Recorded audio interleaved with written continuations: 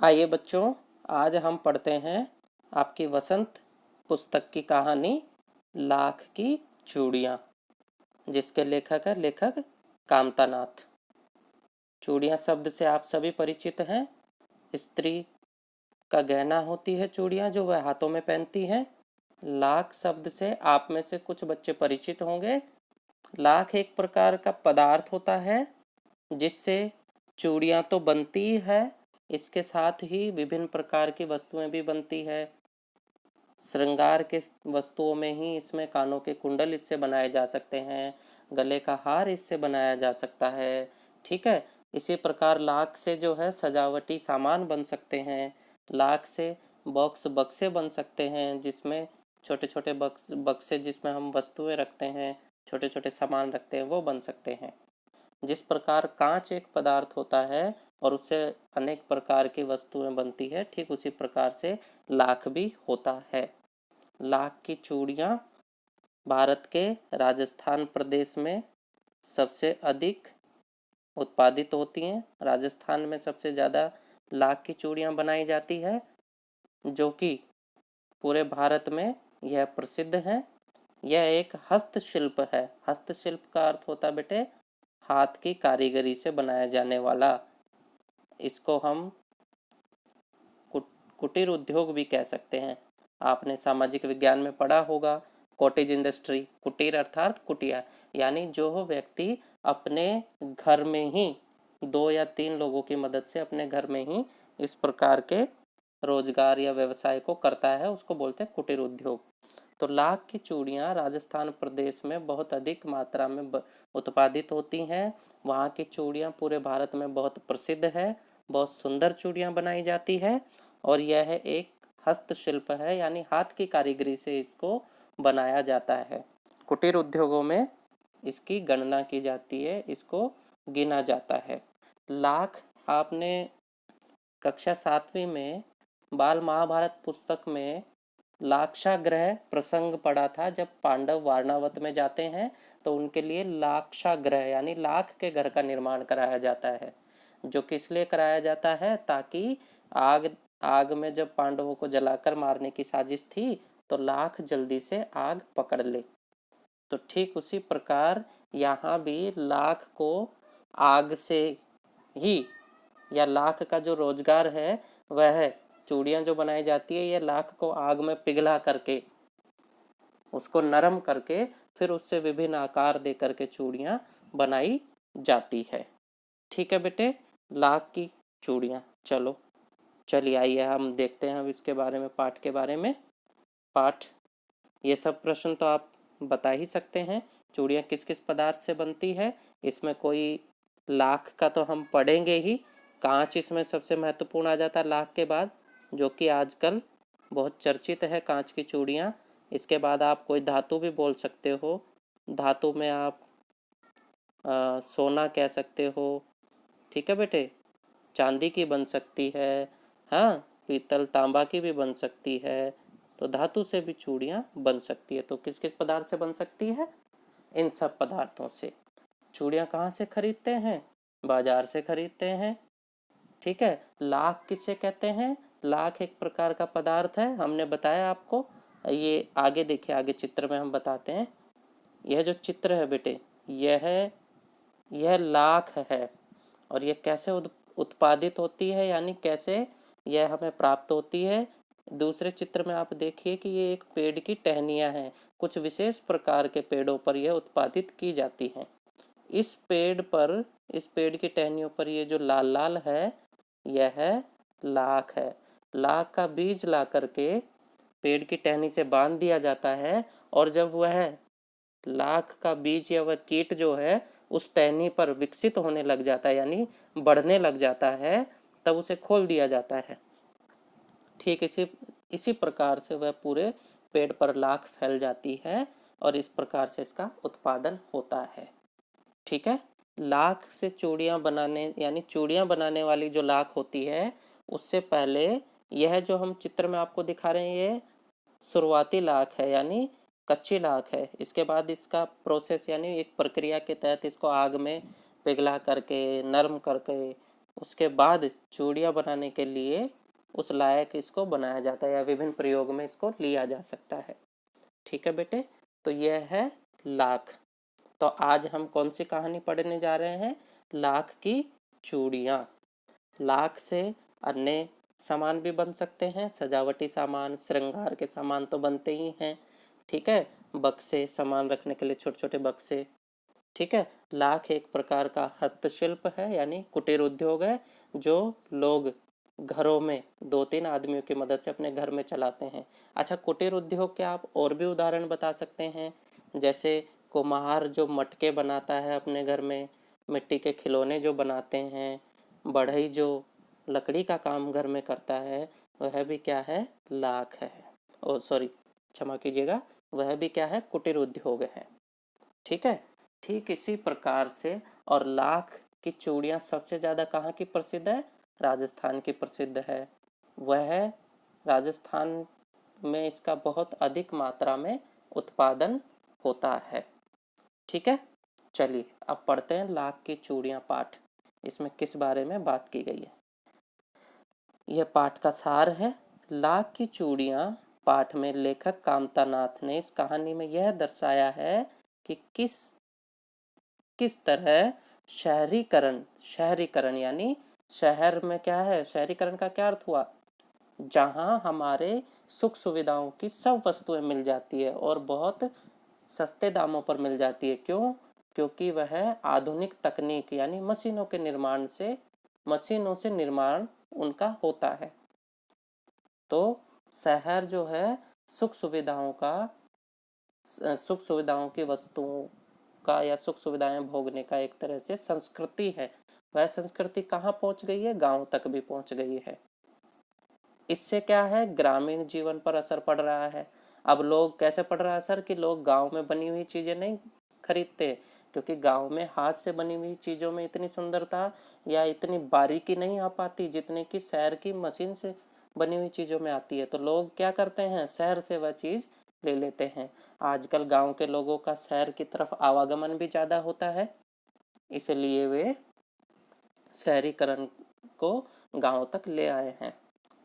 आधुनिकीकरण यानी शहरीकरण या आधुनिकीकरण के कारण शहरों में भी गांवों में भी लोग शहरों में बनी वस्तुओं का प्रयोग करने लगे हैं, जिससे गांव के जो लघु उद्योग है यानी जो कुटीर उद्योग की हम बात कर रहे हैं, वह कुटीर उद्योग बर्बाद हो रहे हैं क्योंकि लोग सस्ती वस्तुओं का प्रयोग करने लगे हैं। ऐसा ही इस पाठ में लेखक ने बताया है कि किस प्रकार मशीनी युग के कारण यानी जो चीजें हाथ से बनती थी वह जब मशीनों से बनने लगी तो किस प्रकार गांव के लोगों के या जो कुटीर उद्योग थे वह धीरे धीरे हमारे बर्बाद होते गए, उनको कोई खरीदने नहीं लगा। ठीक है, हाथ से बनी हुई चीजों में बच्चे मेहनत ज्यादा लगती है, समय ज्यादा लगता है, इसलिए वह थोड़ी महंगी होती हैं और फिर वह मजबूत तो होती हैं, टिकाऊ होती हैं, लेकिन बहुत अधिक सुंदर नहीं बन पाती हैं। इसलिए लोग क्या करते हैं कि उस हाथ से बनी हुई महंगी वस्तु की तुलना में मशीन से बनी हुई सस्ती वस्तु खरीद लाते हैं, जब हालांकि वह टिकाऊ नहीं होती, मजबूत नहीं होती, लेकिन वह सुंदर बहुत होती है। इसके अलावा लेखक ने ग्रामीण जीवन की भी इस पाठ में झलक प्रस्तुत की है। लेखक ने लेन देन की वस्तु विनिमय प्रणाली के बारे में भी बताया है। वस्तु विनिमय प्रणाली क्या होती है? जब एक वस्तु लेकर के दूसरी वस्तु दी जाती है, उसको वस्तु विनिमय प्रणाली कहते हैं। इसका एक अच्छा उदाहरण मैं अपने जीवन से बताता हूँ आपको कि बचपन में जब हम गांव में रहते थे, पढ़ते थे, तो प्रतिदिन हमारे गांव में एक आइसक्रीम बेचने वाला आता था। वह बर्फ की लाल आइसक्रीम वह दिन में एक बार जरूर आता था। तो उस समय गांव में जो है गरीबी अधिक हुआ करती थी।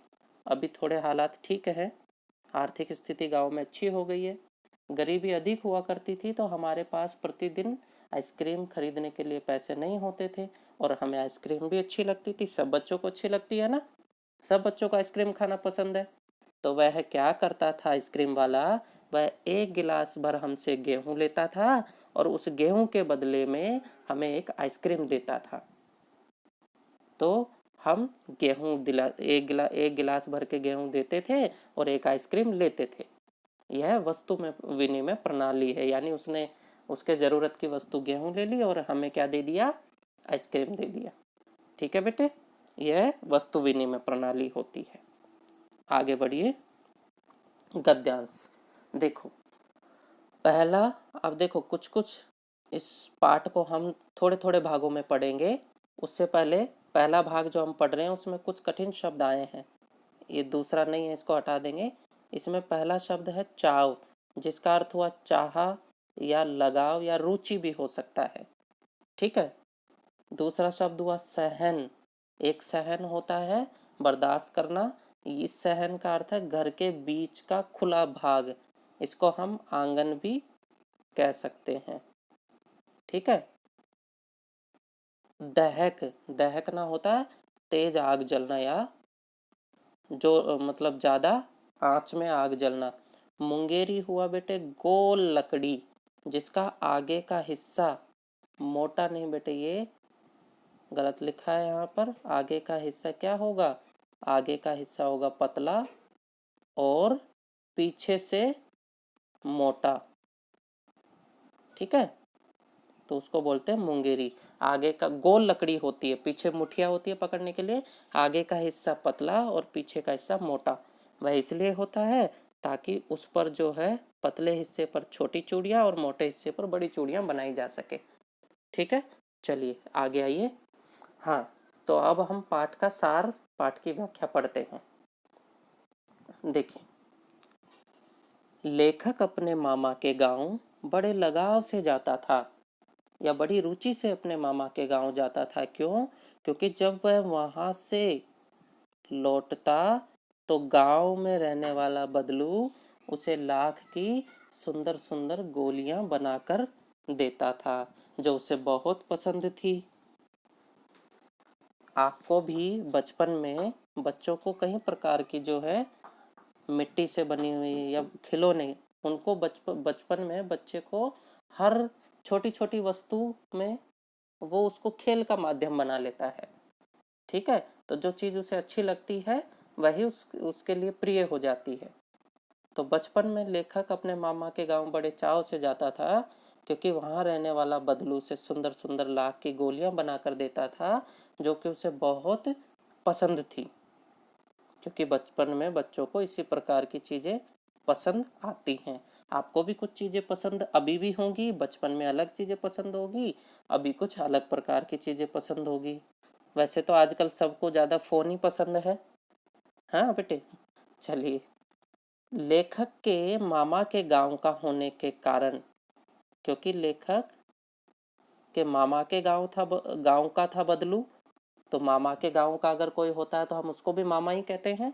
लेकिन लेखक बदलू को बदलू मामा ना कहकर उसे बदलू काका कहता था। और बदलू काका क्यों कहता था? क्योंकि गांव के सारे बच्चे उसे बदलू काका ही कहते थे। तो प्रश्न है कि लेखक बदलू को बदलू मामा ना कह करके काका क्यों कहता था? क्योंकि गांव के सारे बच्चे उसे बदलू काका ही कहते थे। शुरुआत, अच्छा, इस कहानी में शुरुआत में हमने पढ़ा कि बचपन में अपने मामा के गांव जाता था। तो यह है उसकी स्कूल की, विद्यालय की जब गर्मी की छुट्टियां होती थी उसमें वह अपने मामा के गांव जाता था। हम भी जाते हैं जब हमारी लंबी छुट्टियां पड़ती है। तो हम तो आजकल तो चलन दूसरा हो गया बच्चे, छुट्टियां होती है तो हम माता पिता के साथ कहाँ अच्छी अच्छी जगह घूमने जाते हैं। पहले क्या होता था? पहले बच्चे जो है नाना या मामा के घर जाया करते थे। कहानियों में आता है ना कि नानी के घर जाएंगी, है ना? तो पहले नानी के घर जाते थे, तो इसी प्रकार लेखक भी गया। बदलू अपने मकान के सामने खुले स्थान, जहां नीम का पेड़ भी था, उसके नीचे बैठकर वो अपना काम किया करता था। क्या काम करता था? चूड़ी बनाने का। और उसके बगल में जलती भट्ठी, ये भट्टी क्या है? भट्ठी ईंटों से बना हुआ बड़ा चूल्हा होता है, जो शादी या विवाह में तंदूर होता है उसी को भट्टी कहते हैं। तो वह बगल में, उसके बगल में भट्टी रखता था, उस जलती भट्टी में लाख को पिघलाता था और सामने लकड़ी की चौखट पर उस लाख को पिघला करके मुलायम पतली पतली सलाखें, सलाख होता है छड़, जैसे लोहे की छड़ होता है ना पतली पतली सुराइयाँ, तो इसी प्रकार की सलाखें बना करके वो सामने उसे चौखट, लकड़ी की चौखट पर रख करके फिर उससे चूड़ी बनाता था। ठीक है।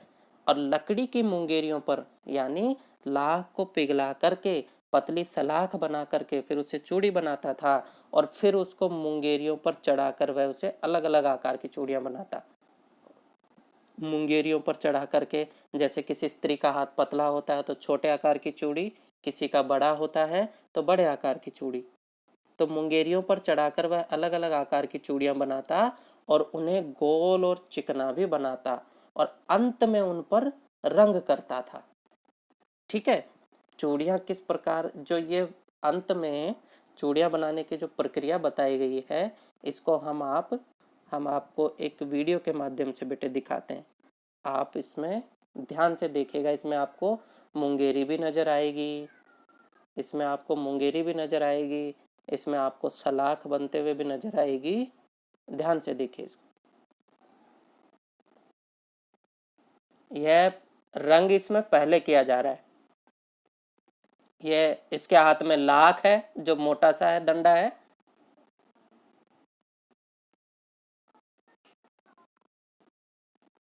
लाख को पिघलाया जा रहा है।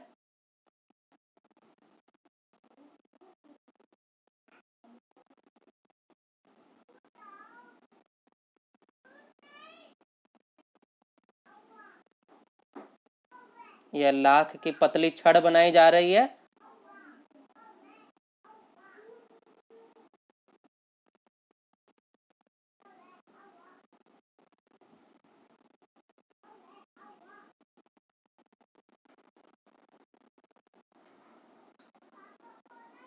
माफ कीजिए। छड़ बना करके इसको काट दिया गया, इससे चूड़ी बनाई गई।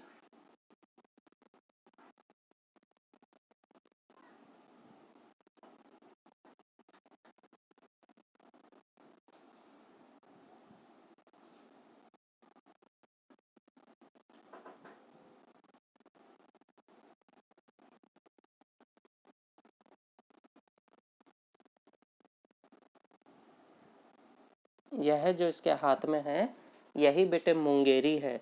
इस मुंगेरी पर चढ़ा करके देखो वह चूड़ी को कैसे गोल बना रहा है, आगे पीछे खिसका करके उसको गोल बना रहा है।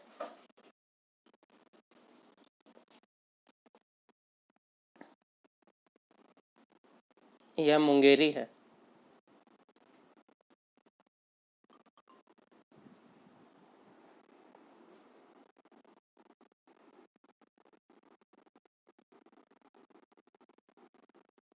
यह चूड़ी बनकर तैयार। तो देखा आपने, इस प्रकार से लाख की चूड़ियाँ बनाई जाती है। ठीक है। अब कुछ प्रश्न है कि बदलू कहाँ रहता था, इसका आप उत्तर दे सकते हैं। वह अपने मामा के गांव में रहता था। वह लेखक के मामा के गांव में रहता था। बदलू लेखक को क्या बना कर देता था, इसका उत्तर भी आप दे सकते हैं। लाख की सुंदर सुंदर गोलियां बना करके देता था। लेखक बदलू को क्या कहता था और क्यों? लेखक बदलू को बदलू काका कहता था, क्योंकि गांव के सारे बच्चे उसे बदलू काका ही कहते थे।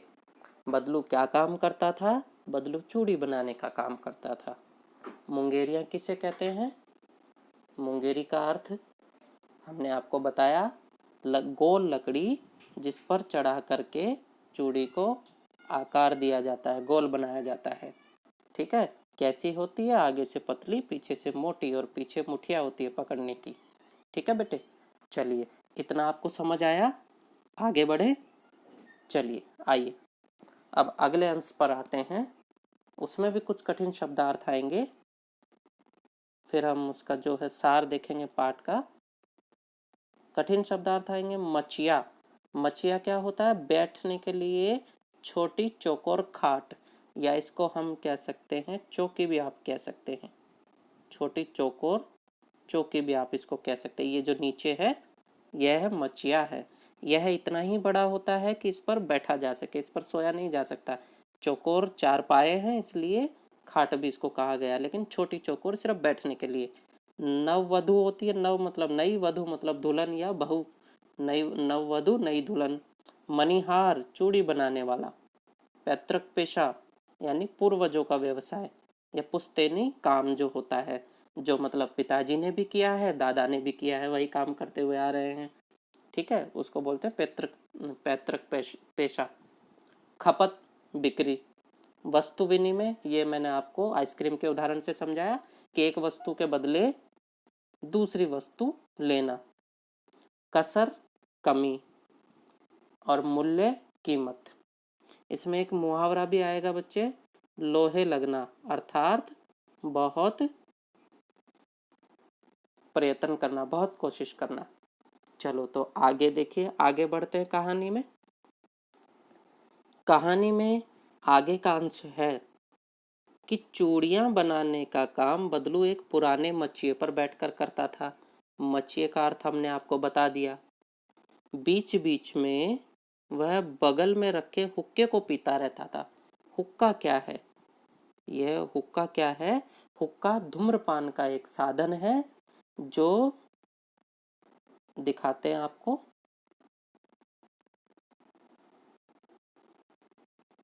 इस प्रकार का होता है।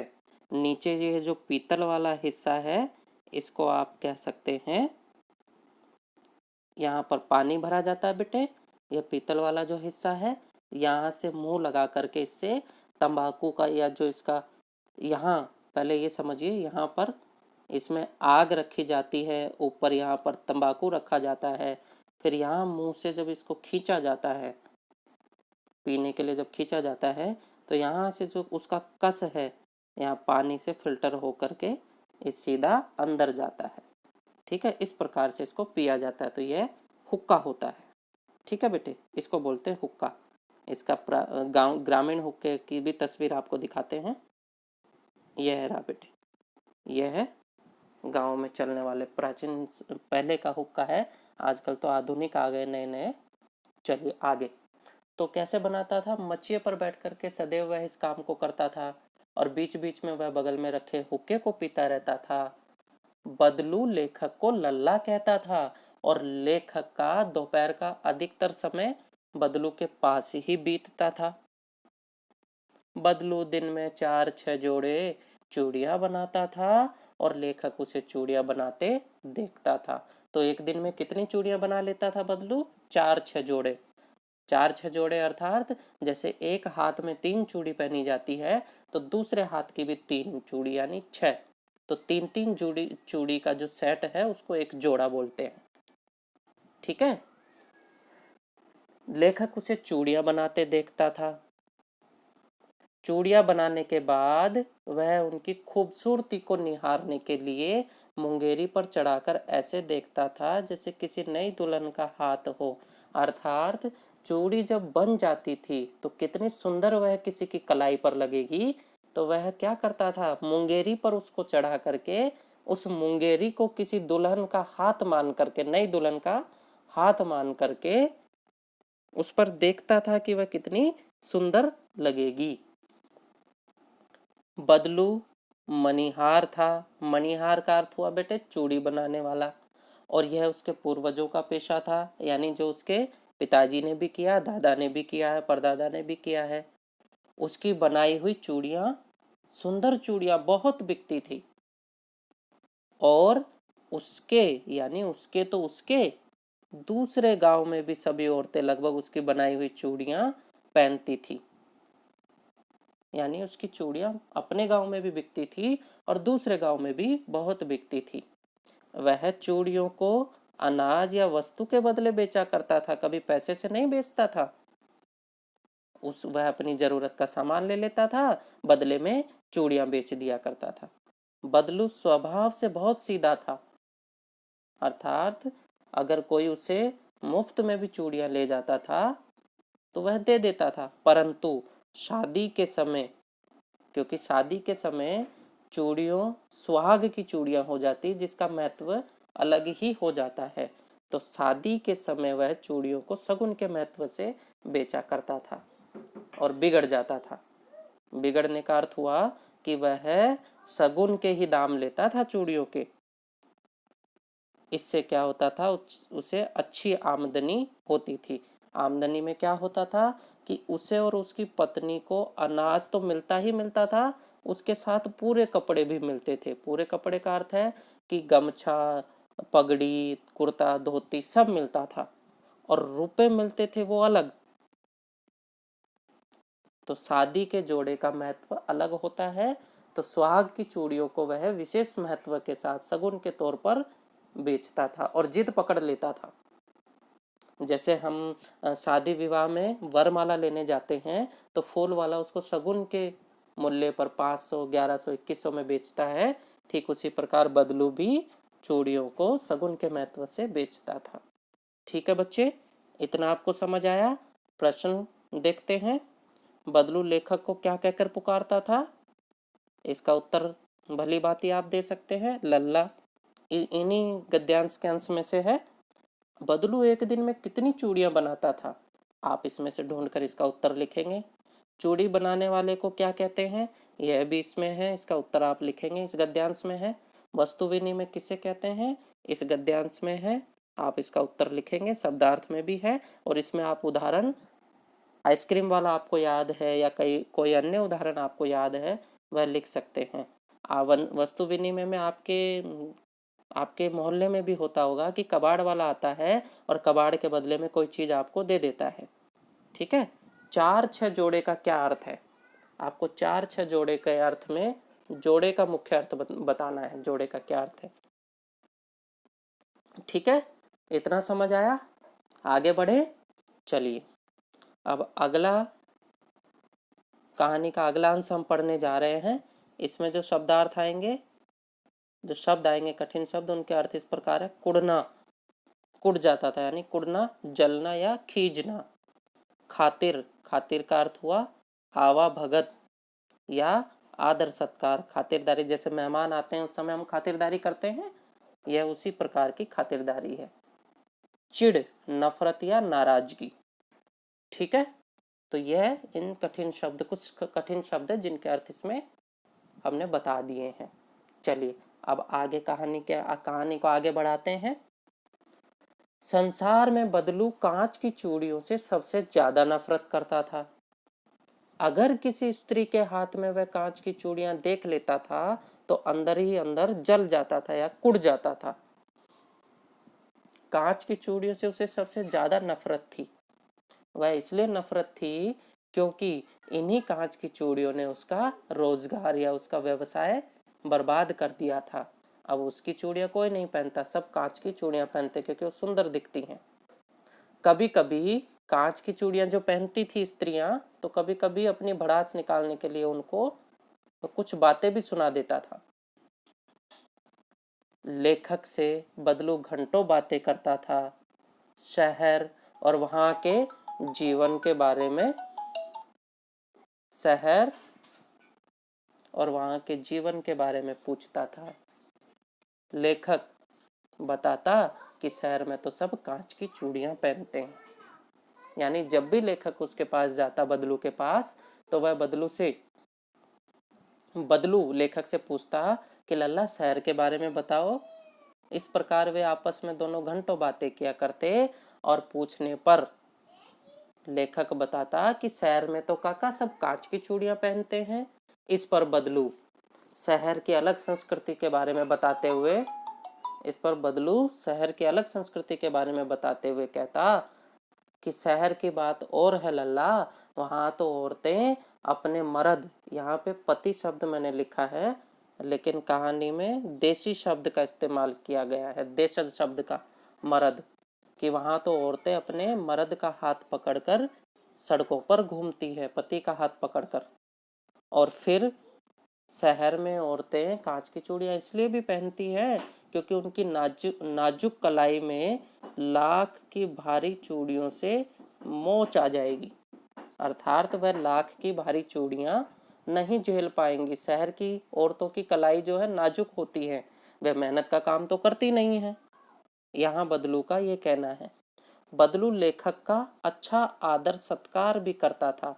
क्या करता था कि जब भी लेखक बदलू के पास जाता था तो क्योंकि वह लल्ला कहता था तो अपने लल्ला को दूध की मलाई खिलाता था, आम खिलाता था। आम की फसल होती थी बदलू के यहाँ, आम के पेड़ थे, तो वह आम खिलाता था। उसके पास एक गाय थी, उससे दूध की मलाई बचा करके रखता था। तो दूध की मलाई खिलाता था, आम खिलाता था। और लेखक को बदलू इसलिए भी बहुत अधिक पसंद था क्योंकि वह हर बार उसे 2-4 लाख की गोलियां बना करके देता था। तो यही उसके पसंद होने का सबसे अधिक कारण है, क्योंकि वह उसे हर बार 2-4 लाख की गोलियां बना करके दे देता था, जो उसे बहुत पसंद थी। इसी कारण वह बड़ी रुचि से अपने मामा के गांव जाता था। ठीक है, तो इसमें से आप प्रश्न बता सकते हैं कि बदलू सबसे अधिक किससे चिढ़ता था? कांच की चूड़ी से। किससे? कांच की। और क्यों? क्योंकि कांच की चूड़ियों की वजह से उसका धंधा बंद होता जा रहा था। शहर में औरतें कैसी चूड़ियां पहनती थी? कांच की। इसका भी कांच ही उत्तर होगा। बदलू शहर की संस्कृति के बारे में क्या बताता है? कि वहाँ की संस्कृति अलग होती है। वहाँ तो औरतें जो है अपने मर्द का हाथ पकड़ करके आगे मर्द का हाथ पकड़ करके घूमती हैं। चौथा है कि बदलू लेखक की खातिर किस प्रकार करता था? तो वह उसको गाय के दूध की मलाई खिलाता था, उसे आम भी खिलाता था। जब वह जाता था उसके यहाँ आम की फसल होती थी। ठीक है, तो यह सब इस गद्यांश के कुछ अंश में है।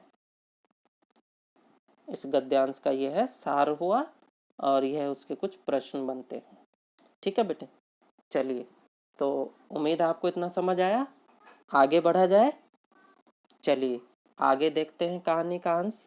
उसके कठिन शब्द हैं जो कहानी का आगे का अंश हम पढ़ने जा रहे हैं, उसमें कुछ कठिन शब्द आएंगे। बहुधा अर्थात अक्सर, अवधि समय, विरले बहुत कम, सहसा अचानक, खाट चारपाई को बोलते हैं, निहारना अर्थात गौर से देखते रहना, स्मृति पटल यानी यादों की परत, पुरानी यादें जो दिमाग में या मस्तिष्क में कहीं खो गई हो तो उसको याद करते हैं जब हम, वो है स्मृति पटल, यादों की परत। अतीत बीता हुआ समय, भट्ठी ईंटों से बना बड़ा चूल्हा, ईंटों से बना बड़ा चूल्हा। और नाजुक का अर्थ हुआ कोमल, और ढलना उतार पर होना, ढलने का क्या अर्थ हुआ? उतार पर होना। चलो अब इसका सार देखते हैं बेटे।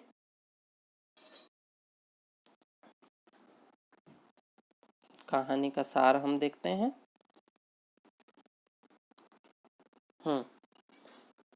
लेखक अक्सर अपनी स्कूल की गर्मी की छुट्टियां, आगे कहानी के अंश में देखिए क्या कहा गया है। यहाँ तक हमने पढ़ लिया कि बदलू का जो रोजगार है वह बंद होने लग गया धीरे धीरे। किस वजह से? कांच की चूड़ियों के प्रचलन के कारण। इस कारण वह कांच की चूड़ियों से सबसे ज्यादा नफरत करता था। अब उसके आगे का देखिए कहानी। लेखक अक्सर अपने स्कूल की गर्मी की छुट्टियां अपने मामा के गांव में बिताता था, परंतु 2-3 बार जाने के बाद ही लेखक के पिता की बदली दूसरे शहर में हो गई। वह अक्सर अपनी गर्मी की छुट्टियां कहाँ बिताता था? अपने मामा के गांव में। पर 2-3 बार ही वह अपने मामा के गांव गया होगा कि उसके पिताजी की बदली यानी स्थानांतरण, नौकरी जो है दूसरे शहर में हो गई। और उसके बाद वह लंबे समय तक अपने मामा के गांव नहीं जा सका। कई वर्षों बाद जब वह बड़ा हो गया, बड़ा होने पर वह अपने मामा के गांव गया और कई दिनों तक गांव में रहने के बाद भी उसे बदलू का ध्यान नहीं आया। अचानक कई दिनों तक गांव में रहने के बाद अचानक एक दिन उसे बदलू का ध्यान आया। वह भी किस प्रकार आया? जब उसने गांव की अधिकतर औरतों के हाथ में कांच की चूड़ियां देखी तो उसे अचानक बदलू का ध्यान आया।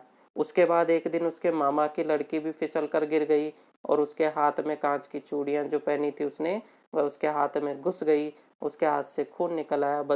लेखक ने उसकी मरहम पट्टी भी की थी। तब उसे बदलू का ध्यान आया और वह शाम के समय घूमते घूमते बदलू के घर उससे मिलने चला गया। जब वह बदलू के घर पहुंचा तो उसने देखा कि बदलू उसी नीम के नीचे चारपाई पर लेटा था। लेखक ने बदलू के पास पहुंचकर उसको नमस्ते किया। बदलू ने उसके नमस्ते का उत्तर भी दिया, परंतु वह बहुत देर तक लेखक को देखता रहा, अर्थात उसने लेखक को नहीं पहचाना। लेखक ने परिचय दिया, मैं हूं जनार्दन काका। लेखक ने कहा अपना परिचय देते हुए कि मैं हूं जनार्दन काका, मैं वही जनार्दन हूं जो बचपन में आपसे लाख की गोलियां बनाकर ले जाता था। और कुछ देर जब लेखक ने अपना इस प्रकार परिचय दिया तो कुछ देर अपनी पुरानी यादों के बारे में बदलू सोचता रहा, और कुछ देर सोचने के बाद उसने लेखक को पहचान लिया और एकदम से बोल पड़ा, आओ आओ लल्ला बैठो, आओ आओ लल्ला बैठो, बहुत दिनों बाद आना हुआ। चारपाई पर बैठते हुए मैंने कहा, लेखक ने कहा कि हाँ काका, इधर आना नहीं हो सका। कुछ देर माहौल में शांति रही। लेखक बदलू के घर को देख रहा था, उसने चारों तरफ दृष्टि दौड़ाई, तो उसने जब चारों तरफ दृष्टि दौड़ाई तो उसे ना तो बदलू की वह भट्टी नजर आई, ना वह मचिया नजर आई जिस पर बैठ करके वह काम करता था। तो उसके मन में प्रश्न उठा, उसने पूछा कि आजकल काम नहीं करते काका? बदलू ने उत्तर दिया कि काम तो कई सालों से बंद है लल्ला। गांव गांव में सब औरतें मशीन से बनी कांच की चूड़ियां पहनती है, मेरी बनाई चूड़ियों को कोई पूछता ही नहीं है, उनमें कांच जैसी सुंदरता भी तो नहीं है। आजकल सब काम मशीन से होता है, कांच जल्दी टूट जाता है, खतरनाक भी होता है। यहाँ तक पढ़ते हैं पहले। लेखक के पूछने पर कि आजकल काम नहीं करते, तो बदलू ने कहा कि गांव गांव में लल्ला कांच की चूड़ियों का प्रचार हो गया, यानी सब औरतें कांच की चूड़ियां पहनती हैं, और मेरी बनाई हुई चूड़ियों को कोई पूछता ही नहीं है, और फिर उन चूड़ियों में कांच जैसी सुंदरता कहाँ है। यह कहते हुए बदलू अपने मन की पीड़ा भी बता रहा था और एक प्रकार से कांच की चूड़ियों पर व्यंग्य भी कस रहा था, यानी उनको ताना भी मार रहा था। ठीक है। लेखक कहता है आजकल सब काम मशीन से होता है, यह कहकर उसने ताना मारा मशीनी युग को। लेखक कहता है कांच जल्दी टूट जाता है, खतरनाक भी होता है। लेखक ने कहा नाजुक तो होता ही है। यह कहते कहते उसे बदलू को खांसी आ गई। लेखक को लगा कि बदलू को दमा है। दमा जो सांस की बीमारी होती है। जब उसने उसकी तरफ देखा तो बदलू का शरीर ढलने लगा था, यानी वह बूढ़ा होने लगा था, कमजोर होने लगा था, और उसके हाथ और माथे पर नसें भी उभर आई थी।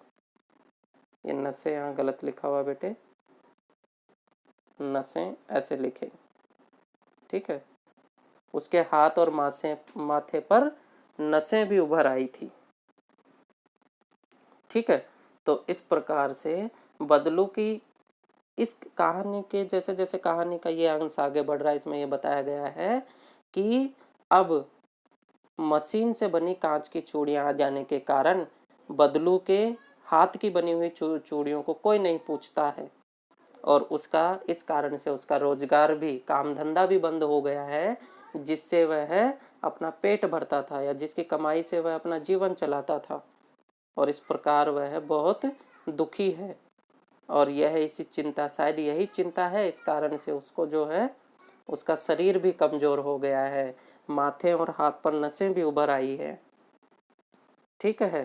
तो इस प्रकार की चिंता बदलू को खाए जा रही है। आगे प्रश्न है बेटे। पहला प्रश्न है कि लेखक लंबे समय तक अपने मामा के गांव क्यों नहीं जा सका? क्योंकि उसके पिताजी की बदली दूसरे शहर में हो गई थी। दूसरा, लेखक को अचानक बदलू का ध्यान कैसे आया जब उसने गांव की औरतों के हाथ में कांच की चूड़ियां देखी, और जब उसके मामा की लड़की फिसल कर गिर गई और उसमें उसके हाथ में कांच की चूड़ियां घुस गई। तीसरा, बदलू का काम क्यों बंद हो गया था? क्योंकि अब औरतें मशीन से बनी कांच की चूड़ियां पहनने लग गई थी, जो कि लाख की चूड़ियों से बहुत सुंदर दिखती थी। इसलिए बदलू का काम, उसकी चूड़ियों को कोई पूछता ही नहीं था, इसलिए उसका काम बंद हो गया। आजकल सब काम किससे होता है? आजकल सब काम मशीन से होता है। ठीक है, जो हाथ से होता था पहले वह भी मशीन से होने लग गया है। ठीक है बेटे, यहाँ तक कहानी का अंश आपको समझ आया होगा। इतनी कहानी आपको समझ आ गई। अब इसके आगे की कहानी की चर्चा हम अगले वीडियो में करेंगे। तब तक आप इस वीडियो को बड़े ध्यान से देखें और समझें। धन्यवाद।